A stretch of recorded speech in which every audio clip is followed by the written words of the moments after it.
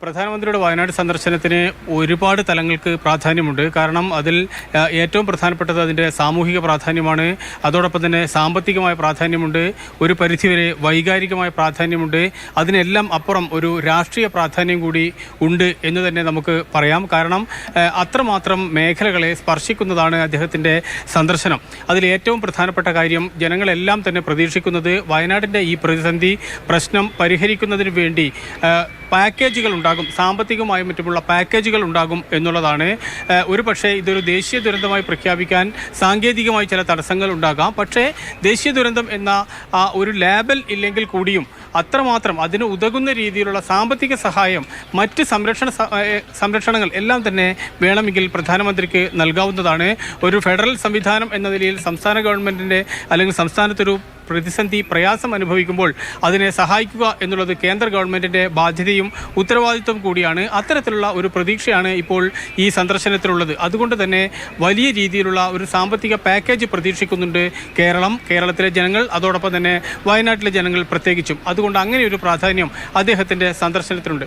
രണ്ടാമത് ഇദ്ദേഹം വരുന്നു എന്ന് പറയുന്നത് നമുക്കറിയാം, ഇന്ത്യയിലെ മറ്റ് പ്രധാനമന്ത്രികളിൽ നിന്നെല്ലാം വ്യത്യസ്തമായി നരേന്ദ്രമോദിക്കുണ്ടായിരിക്കുന്ന ഏറ്റവും വലിയ സവിശേഷത അദ്ദേഹം ഇത്തരത്തിൽ യാത്രകളെ ഇഷ്ടപ്പെടുന്ന ഒരാളാണ് എന്നാണ്. ഇവിടെ അദ്ദേഹം വരുമ്പോൾ അത്തരത്തിൽ ഒരു സന്ദർശനം നടത്തുമ്പോൾ ഈ മേഖലകളിൽ എവിടെയെങ്കിലും വന്നു പോകുക മാത്രമല്ല ഇപ്പോൾ അദ്ദേഹം ചെയ്യുന്നത്.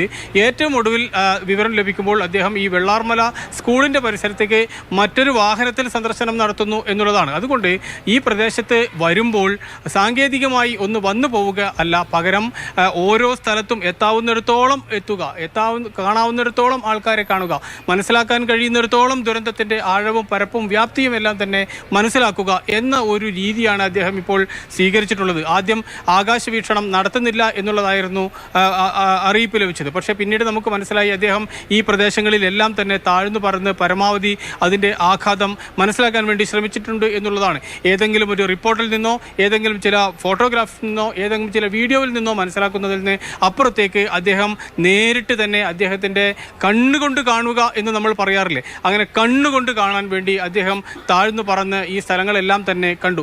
അതിനുശേഷം അദ്ദേഹം ഇവിടെ ഈ സ്കൂൾ ഗ്രൗണ്ടിൽ ഹെലിപാഡിൽ ഇറങ്ങി അതിനുശേഷം ഈ പറയുന്ന ചൂരൽമല ഭാഗത്തേക്ക് പോയി. അവിടെ എത്തിയപ്പോഴും അദ്ദേഹം പരമാവധി കാണുന്നതിന് വേണ്ടി ഈ സ്കൂൾ പരിസരത്ത്, ആ സ്കൂളിൻ്റെ മുറ്റവും സ്കൂളിൻ്റെ പരിസരവുമായിരുന്നു ഏറ്റവും ആഘാതമുള്ള സ്ഥലം. അല്ലെങ്കിൽ കാണുന്ന ഓരോ ആളെ സംബന്ധിച്ചിടത്തോളം കരളലിയിക്കുന്ന കാര്യം അതായിരുന്നു. അവിടെ അദ്ദേഹം സന്ദർശനം നടത്തുന്നുണ്ട്. അതുകൊണ്ട് ഒരു പരിധിവരെ മാവോയിസ്റ്റ് ആക്രമണ ഭീതി സാധ്യതയുള്ള പ്രദേശം എന്ന രീതിയിലോ ആഭ്യന്തര വകുപ്പിൻ്റെ സെൻസിറ്റീവ് റിപ്പോർട്ടുള്ള മേഖല എന്ന ഒന്നും പരിഗണിക്കാതെ നരേന്ദ്രമോദി എന്ന പ്രധാനമന്ത്രി ഈ സ്ഥലങ്ങളിലെല്ലാം തന്നെ സന്ദർശിക്കുന്നു, തിരിച്ചു വരുന്നു. ഇനി അതിനുശേഷം ആശുപത്രിയിലും ക്യാമ്പിലും സന്ദർശിക്കുന്നു.